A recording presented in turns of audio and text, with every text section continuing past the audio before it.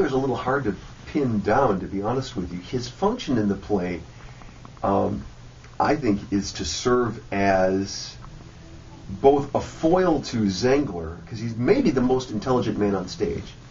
And it's a portrayal, really, of a character who's maybe the smartest guy there, but who's been given no information. How does a resourceful person function in a constant crisis situation when he doesn't know who anybody is, he hasn't been given any information, and he's scrambling?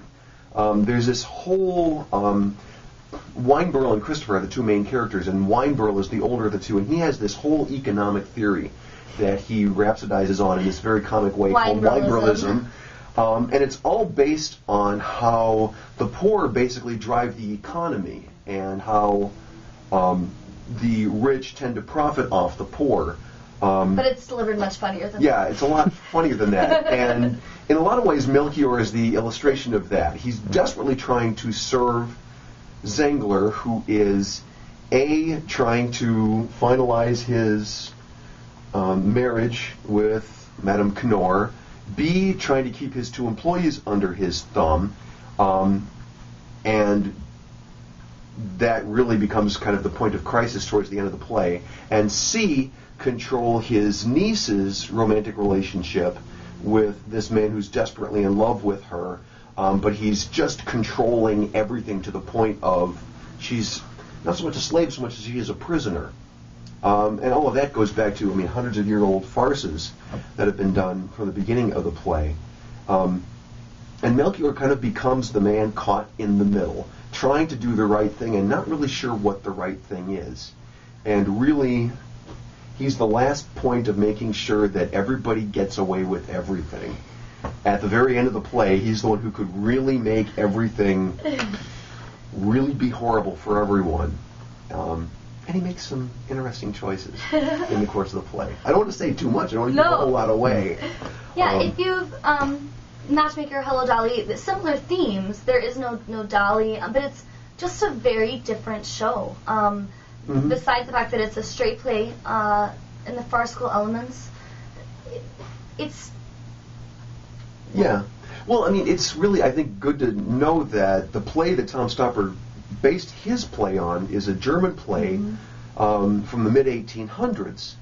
And it was Thornton Wilder who wrote Our Town and Skin of Our Teeth and many other famous plays as Lexicon, first rewrote it as The Merchant of Yonkers very early in his career, and then he rewrote it towards the end of his career as The Matchmaker, which Jerry Herman then adapted for Hello Dolly. So it's the same story, but Dolly Levi is an invention of Thornton Wilder.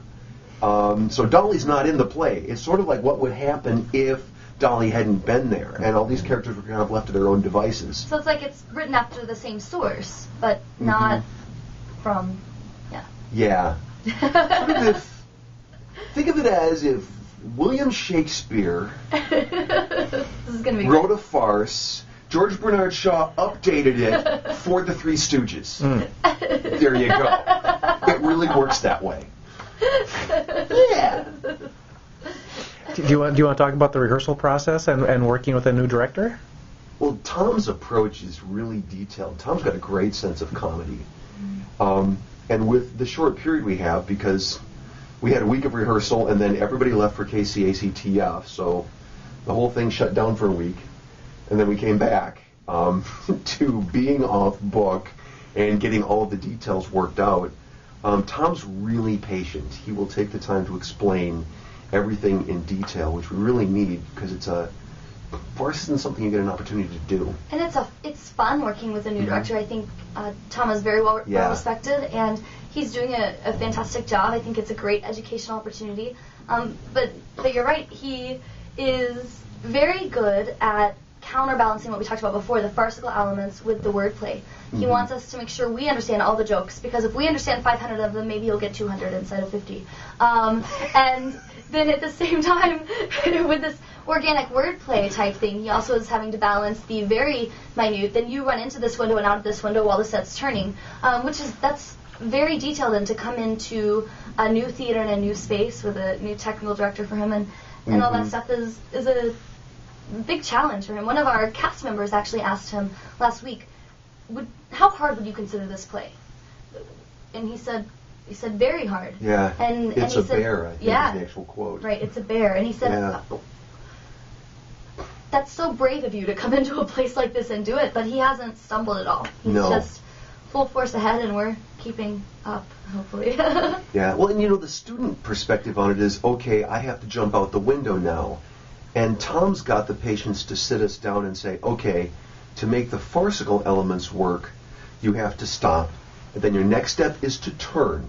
Then your next step is to turn back. Then your next step is to go with the one leg out, then do the double take back. Then they're gonna say your line, then you're out the window. And they're going to push you over the window. Yeah. Then you jump out the window and follow him, say your line through the window, then you run. And then he says, and why are you doing all of this? Yeah. And that's so many levels, and that's fantastic. And he pushed the cast to be off book sooner than I've ever been off book at a show here, and I think that's really helped him have more time to get into things, because he can really dive into all of these details and then the why behind it. So you're getting a very multifaceted, multi-layered play. Oh yeah. Well, and things are getting there in some of the scenes. There's things are suspended from the ceiling, and we're flying them back and forth across each other. We're throwing things to each other. It's going to be really fun when we get to start working on the set. Yeah. So the pieces that we've seen so far are just beautiful, great design, and the idea is massive. You think of a straight play, and a lot of times farces are kind of one set, lots of doors, but this is not a small set. It's very detailed. And it's also being designed by an undergraduate student, Katie Phillips. Mm-hmm. Yeah, and Katie's sets are really...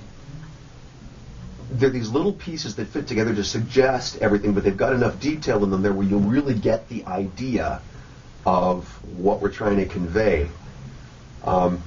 It's all timing. It's all this huge amount of timing, and everything being in one place at exactly the right time. It's a great cast as well. Tom came in last semester and auditioned everyone that he didn't know, and cast a fantastic show. It's been great to work with.